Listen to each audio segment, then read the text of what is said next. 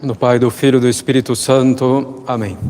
Maria, cheia de graça, o Senhor é convosco, bendita sois vós entre as mulheres, bendito é o fruto do vosso ventre, Jesus.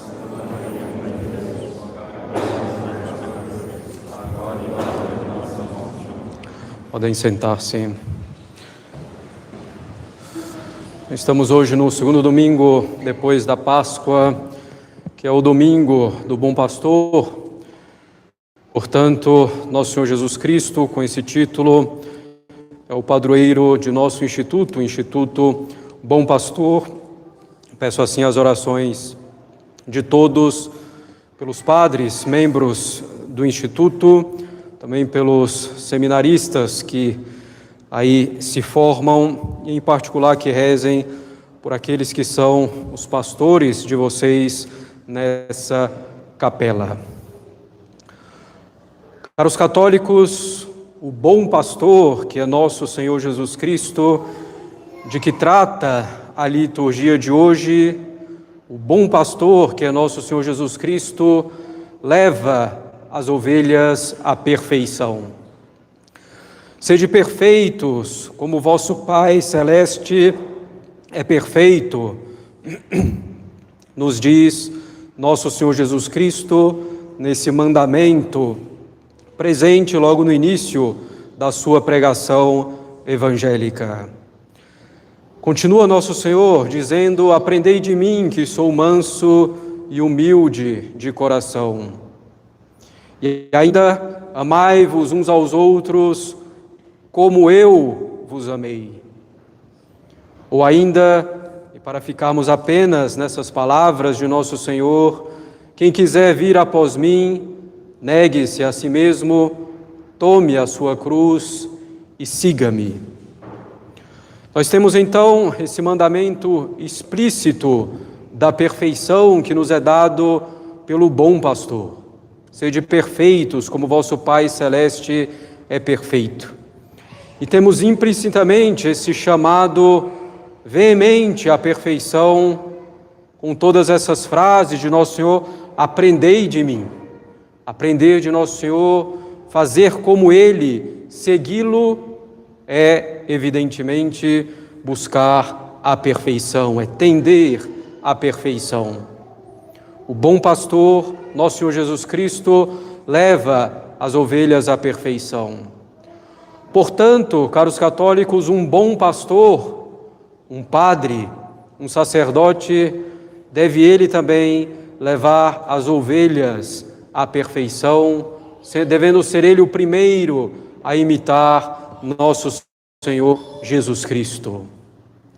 Um bom pastor, caros católicos, não pode se contentar com a mediocridade, com a tibieza, com a mornidão. Mais vale efetivamente diante de Deus, mais vale e mais agrada a Deus uma alma santa, uma alma perfeita ou que tenda seriamente à perfeição, do que uma multidão de almas tíbias. Porque consideramos, caros católicos, a coisa sob a perspectiva sobrenatural, sob a ordem da graça, sobre a visão de Deus. Mais vale uma alma santa, uma alma perfeita, ou que tenda à santidade, que tenda à perfeição seriamente, do que uma multidão de almas tíbias. Vale mais diante de Deus e vale mais para a igreja, vale mais para um apostolado, para uma sociedade, um país, vale mais uma alma santa do que quantidade enorme de almas mornas. Porque essa alma santa, o que tende seriamente à perfeição, quantos bens não traz para a igreja, para um apostolado, para uma sociedade, para uma ordem religiosa, para um instituto, para um país. E tantos bens traz que não são visíveis, mas que traz pela sua amizade, pela sua proximidade com nosso Senhor Jesus Cristo. A santidade, caros católicos, a perfeição é o pasto final, para o qual um bom pastor se dirige junto com as suas ovelhas, precedendo-as como regra. E nessa busca, caros católicos, pela perfeição, pela santidade, nessa religião perfeita que é a nossa, a única verdadeira, é preciso conciliar coisas aparentemente inconciliáveis, disposições de alma aparentemente inconciliáveis, virtudes aparentemente inconciliáveis. É preciso, efetivamente, conciliar o ardor na busca pela santidade sem exasperação, sem ansiedade. Mas é preciso, então, que seja uma busca ardorosa, veemente, sem exasperação e serena, porém sem negligência. Devemos buscar, caros católicos, alcançar esse pasto da santidade com ardor e serenidade, coisas aparentemente opostas, inconciliáveis. Devemos, na busca pela nossa santidade, conciliar em todos os passos de nossa vida uma firmeza e uma bondade, por exemplo, na educação dos filhos, na condução dos nossos trabalhos, firmeza sem dureza, bondade sem frouxidão, sem respeito humano.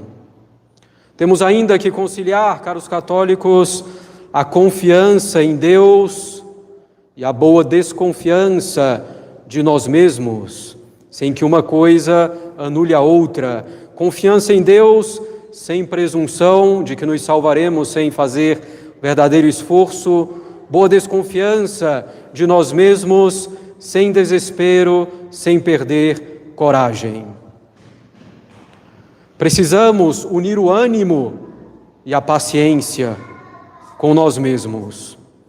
O ânimo sem utopia, sem otimismo infundado, que nos leva talvez a querer alcançar rapidamente o que só alcançaremos com o tempo, passo a passo. Ânimo sem utopia, sem otimismo infundado. Mas paciência com nós mesmos, sem esmorecer, sem nos entregar. Precisamos, caros católicos, nessa busca, ou nesse caminho ao pasto final, que é o pasto da santidade, da perfeição, conciliar a graça e o nosso esforço, a nossa cooperação. Apoiarmos-nos em Deus, sabendo que Deus não nos salvará, porém, sem nós. Fazer o nosso esforço, o máximo que pudermos, mas sabendo que não é apenas o nosso esforço, mas a graça de Deus em primeiro lugar. Nesse caminho ao pasto da perfeição, precisamos, caros católicos, unir os nossos deveres para com Deus e os nossos deveres para com o próximo, para com a sociedade. Devemos unir a oração, em particular, e os nossos deveres de Estado, sabendo, claro, que nossos deveres de Estado são meios também privilegiados para se servir a Deus. Mas nessa conciliação, não rezar ao ponto de deixar nossos deveres de Estado e nem fazer nossos deveres de Estado ao ponto de deixar o básico da vida de oração. Ainda nesse caminho, ao pasto final da santidade, da perfeição, precisamos, caros católicos, conciliar a alegria e o sofrimento. A felicidade da firmeza no bem, da perseverança no bem, com as contrariedades da vida, com as adversidades, com as perdas que sofreremos. Nesse caminho para o pasto final, devemos reconhecer que Deus governa tudo. Devemos entender isso e conciliar isso com a nossa incompreensão que existe muitas vezes. Nesse caminho para o pasto final da perfeição, caros católicos, temos que conciliar a verdade e a caridade. Não basta a verdade sem a caridade, que viraria uma grosseria, um zelo amargo, e a caridade sem a verdade não existe. Poderíamos continuar, caros católicos, enumerando vários pares de virtudes, de disposições de alma, de princípios aparentemente opostos. Mas é justamente no fundo dessa conciliação que nós encontramos a perfeição, a santidade. Conciliar tudo isso, caros católicos, é sobrenatural. Para isso precisamos então da oração, da entrega a Deus, do abandono a Ele, dessa conformidade com a vontade de Deus. Precisamos, claro, pensar, agir com a razão iluminada pela fé, para ver como podemos conciliar todas essas coisas no nosso dia a dia, a cada passo de nossa vida. Mas a conciliação final vem de modo sutil, às vezes sem mesmo percebermos, pela ação da graça. Pela nossa oração constante, buscando esse pasto final da santidade, pela entrega a Deus, pelo abandono a Deus, reconhecendo as nossas fraquezas. Temos então que pensar, agir com a razão iluminada pela fé, movidos pela caridade. O que posso fazer por amor a Deus, por amor a mim próprio, um amor ordenado a mim próprio, a minha alma, e por amor ao meu próximo? Evidente que tenho que pensar, mas essa obra de conciliação de todas essas virtudes, de todas essas disposições de alma, é uma obra divina. E como é fácil, caros católicos, ficar com um lado ou com outro e cair no erro, conforme as disposições de nossa alma mais enraizadas, conforme a formação que recebemos, conforme o nosso temperamento não tão bem trabalhado, ou simplesmente conforme a circunstância. E nos justificamos então simplesmente mostrando um lado sem considerar o outro. O bom pastor deve então conduzir as ovelhas a esse pasto em que tudo isso se realiza e se concilia de maneira perfeita. E precisa ele mesmo também ser conduzido a esse pasto por Deus, nosso Senhor, por Jesus Cristo e por um outro bom pastor.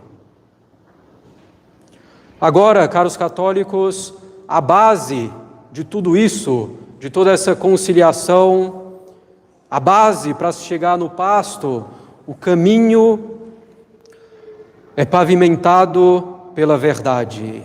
A base de tudo é a verdade. É a doutrina ensinada por nosso Senhor Jesus Cristo e transmitida pela Igreja sem novidades no seu ensinamento infalível ao longo dos séculos. É a verdade a base de tudo. Se queremos caminhar ao pasto da santidade, de uma vida feliz tanto quanto possível aqui na terra, e feliz porque ordenada a Deus, temos que nos basear na verdade. Não podemos escapar dela. E como nosso Senhor insiste nesse ponto, insiste no ensinamento, transmissão de sua doutrina. Ide e ensinai todos os povos. Ide e ensinai. Aquele que vos ouve, a mim ouve. E o que os apóstolos fizeram foi precisamente isso, depois de Pentecostes, ensinar, pregar a verdade. Um bom pastor, caros católicos, deve ter profundo amor à verdade, em primeiro lugar, e deve dar às ovelhas esse mesmo amor à verdade. Deve procurar inocular nelas esse verdadeiro amor à verdade. E esse amor à verdade é, no fundo, a vacina contra todos os males, contra todas as armadilhas do demônio, e a vacina que permite o desenvolvimento dos anticorpos contra os males mais variados que temos no mundo e em nós mesmos. O bom pastor se baseia, na verdade, para a liturgia, uma liturgia sem ambiguidade, sem concessões com o mundo, com as falsas religiões. O bom pastor se baseia inteiramente, na verdade, para os seus sermões, para as suas conferências, para os seus ensinamentos, quaisquer que sejam eles, se baseia inteiramente na verdade, na doutrina ensinada por nosso Senhor Jesus Cristo, transmitida pela Igreja, pelos santos. O bom pastor se baseia na verdade nos conselhos que dá, seja numa orientação, seja numa conversa casual. O bom pastor se baseia, na verdade, em todos os seus labores apostólicos, pastorais. Não pode desviar-se dela, dos bons princípios, nem um pouco. Um bom pastor se baseia, na verdade, para as suas confissões, para saber o que é pecado, o que não é, o que é grave, o que não é, para considerar as disposições também do penitente. Um bom pastor se baseia, na verdade, na resolução de toda e qualquer situação. E ao contrário, em hipótese alguma, um bom pastor age movido pelas novidades que pipocam aqui e acolá, a cada tempo, a cada ano, a cada década, a cada século. Muitas vezes novidades simplesmente requentadas. Um bom pastor não age por moda, nem sequer por moda eclesiástica, em todos os aspectos, principalmente doutrinal, claro, estamos falando. O bom pastor não age por medo, por ameaças, por pressão, quaisquer também que sejam elas. O bom pastor não age movido pelas paixões, age movido pela fé, pela caridade, permeado de esperança e de bondade. Age com base na verdade. E se em dado momento tem mais firmeza, é também em razão da verdade, para conduzir as ovelhas à verdade. Tampouco age o bom pastor movido pelas redes sociais, pelos likes, pelos memes, por todas essas coisas que pipocam em nossa sociedade tão desregrada. Não considera a teologia da internet, considera a teologia da igreja, considera a teologia em particular de São Tomás, é evidente. O bom pastor não age movido pela maioria do povo, maioria em um país, nem sequer a maioria na igreja, eventualmente. Age movido pela verdade, por aquilo que a igreja sempre ensinou fielmente a nosso Senhor Jesus Cristo. Não age tampouco por raciocínios simples. E o bom pastor assim age para que as ovelhas possam agir do mesmo modo, com base nos mesmos princípios. Agir pela verdade revelada, raciocinar com base nos princípios que nos são dados por Deus e conhecemos também pela reta razão. O bom pastor conhece bem a teologia, mais uma vez, tomista, a teologia de São Tomás de Aquino, aquela que é favorecida pela Igreja, sobretudo. E conhece bem também a filosofia de São Tomás. E é com base nisso que conduz as ovelhas ao pasto da santidade. O bom pastor ama a verdade, guarda e propaga a verdade ao preço de sua própria vida, ao preço de um aparente fracasso, se for o caso. E inocula esse amor nas ovelhas que deve conduzir ao pasto final da santidade. Caros católicos, tenhamos esse amor profundo pela verdade que nos foi ensinada por nosso Senhor Jesus Cristo. Esse é efetivamente o primeiro dever do pastor, ensinar e ensinar conforme a verdade dada por nosso Senhor Jesus Cristo. E o primeiro dever das ovelhas é ouvir e seguir, aderir precisamente a esse ensinamento da verdade. A verdade que é nosso Senhor Jesus Cristo, enquanto a mentira, o erro, o engano tem por pai o demônio. Em nome do Pai, do Filho e do Espírito Santo. Amém.